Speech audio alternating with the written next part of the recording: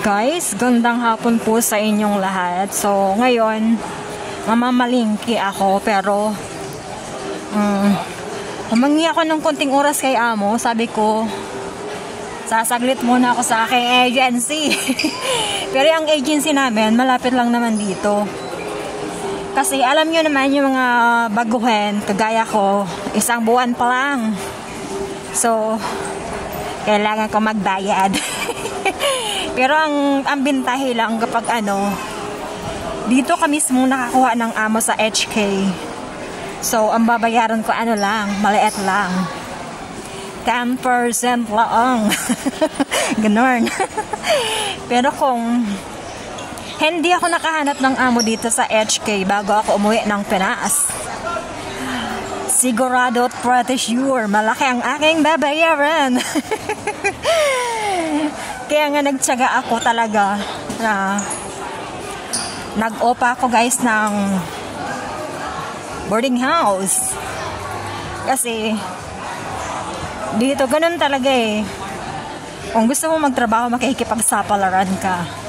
Ibibigay mo yung oras mo, hindi ka pwedeng mawala ng pag-asa na makahanap ka ng amo.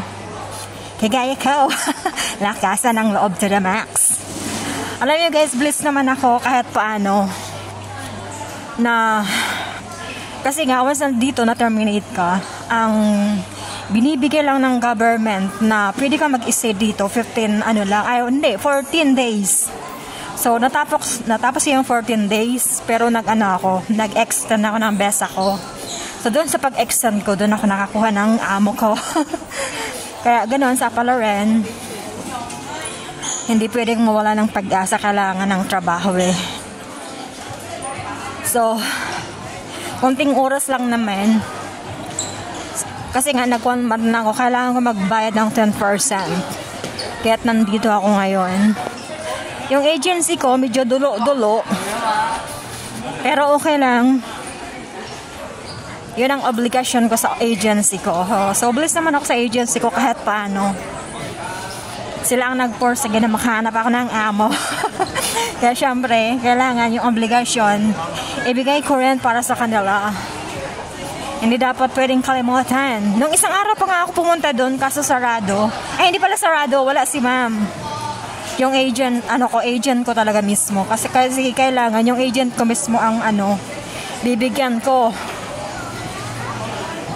Nung pumunta kasi ako masyadong maaga yung pagpunta ko doon. Kasi nga syempre, kung kailan ako mamamalingki, yun ang sasaglit lang ako. So kung wala siya ngayon, baka Sunday, punta ako ng Central. Need kong magpunta ng Central at doon ako magbayad. Pero sana tanggapin niya na dito na ako magbayad para di na ako pupunta ng Central. Kasi nga, pag pupunta ako ng Central, syempre mamasahe pa ako. Tsaka pag sa Central, marami akong mabibili doon. Maiinggan nyo na naman na couch. Kaya dito, hindi na ako mamasahe. Syempre, so yung ipamasahe, kain ko na. Dito ko na ibibili yung ipamasahe ko. Marami pa akong mabibili. Dito lang naman, malapit na ako sa agency ko. So guys, sa lahat ng nanonood po ng aking videos, thank you so much po. Pasensya na kayo kahit ako ay naglalakad, nagbe-video. Ganun talaga eh. Kasi nga sa bahay, hindi ako makakapagsalitang gano'n Kaya sinasamantala ko kapag nasa labas, kapag nasa labas ako, sinasamantala ko magsalita. Kasi nga gusto ko yung buses ko yung naririnig. So ito, maraming mabibili dito. Manisu. Magandang mabili dyan. Gusto ko mabili dyan eh. Mga bobot, mga kikay kits. So guys, magpapaalam na po ako. Thank you so much po. God bless us all. Gandang hapon po sa inyong lahat. Bye-bye.